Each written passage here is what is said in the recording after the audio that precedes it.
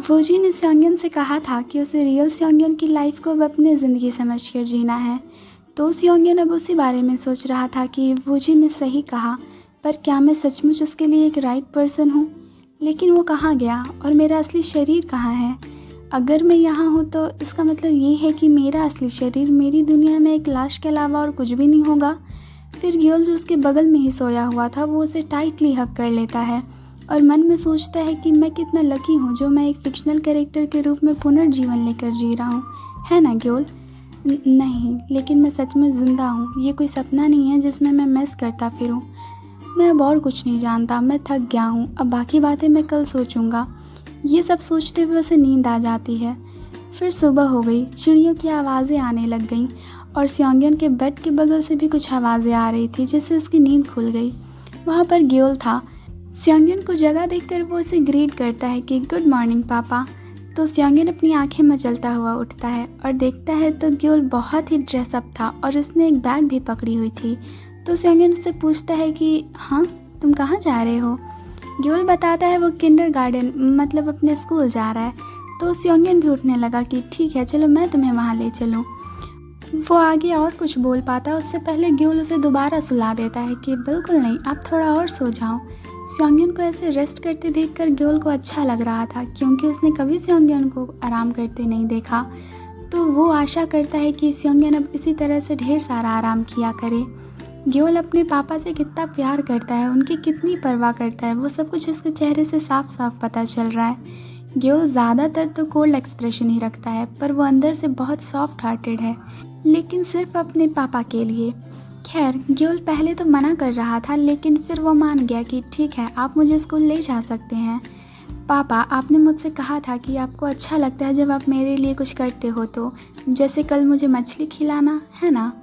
Gyeol अब स्योंगयन पर निर्भर रहना चाहता था, मतलब एक बच्चा जैसे अपने पेरेंट्स को अपनी देखभाल करने देता है, बिल्कुल वैसे। स्योंगयन ने जो पिछले कुछ दिन ग्योल के साथ बिताए थे वो सारे प्यारे मोमेंट्स उसे याद आने लगते हैं कि मैं चाय स्योंगयन, शायद मैं ये कभी नहीं जान पाऊँगा कि रियल स्योंगयन क्या चाहता था, लेकिन अब मैं मान लूँगा कि ये यही है, उसके प्यारे बेटे के साथ पूरी तरह से साधारण जीवन जीना। आखिरकार ये एक चमत्कार से कम नहीं है।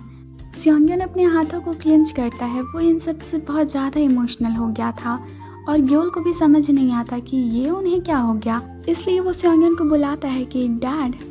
स्योंगयन अचानक बेड पर से उठकर ग्योल का नाम लेते हुए उसे टाइटली हग कर लेता है और उसे पेट करते हुए कहता है कि ये सब बोलने के लिए थैंक यू ग्योल, पापा भी तुमसे बहुत प्यार करते हैं, मेरे प्यारे बच्चे, मैं तुमसे बहुत प्यार करता हूँ।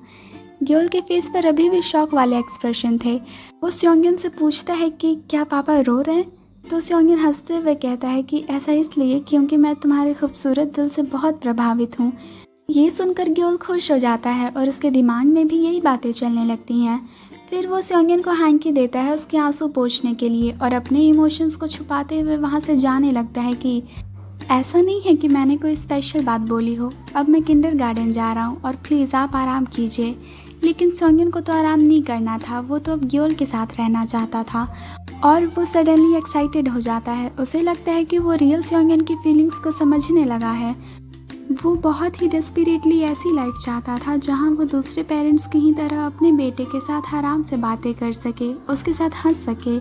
ये सोचकर वो ग्योल के पीछे जाने लगा, उसे उसके किंडरगार्टन तक छोड़ने के लिए कि ग्योल रुको, पापा भी तुम्हारे साथ आना चाहते हैं। स्योंगयन को नहीं पता कि अब वो इस दुनिया को छोड़कर कब जा पाएगा, मतलब अपने रियल वर्ल्ड में कब जा पाएगा, लेकिन तब तक वो अपने पास मौजूदा हर एक चीज़ से ग्योल को प्यार करना चाहता है और रियल स्योंगयन का दिल जो चाहेगा वो वही करेगा।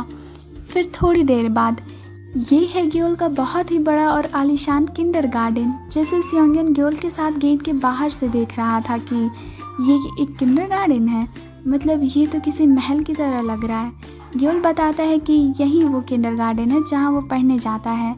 तो स्योंगयन सोचता है कि ये उस किंडरगार्टन से बिल्कुल अलग है जहाँ कोत्सू पढ़ता है। मैं हैरान हूँ कि ऐसा क्यों। उनके साथ वूजिन भी आया था, मतलब वो दोनों उसी की कार में आए थे। स्योंगयन को ग्योल की होमरूम टीचर से कुछ बात करनी थी, तो इसलिए वो कहता है कि वूजिनशी, अपने बिजी स्केड्यूल के बाद भी तुम ग्योल को यहाँ छोड़ने के लिए आए, इसके लिए थैंक यू सीरियसली। पर क्या तुम थोड़ी देर और रुक सकते हो, मुझे ग्योल के टीचर से कुछ बात करनी है।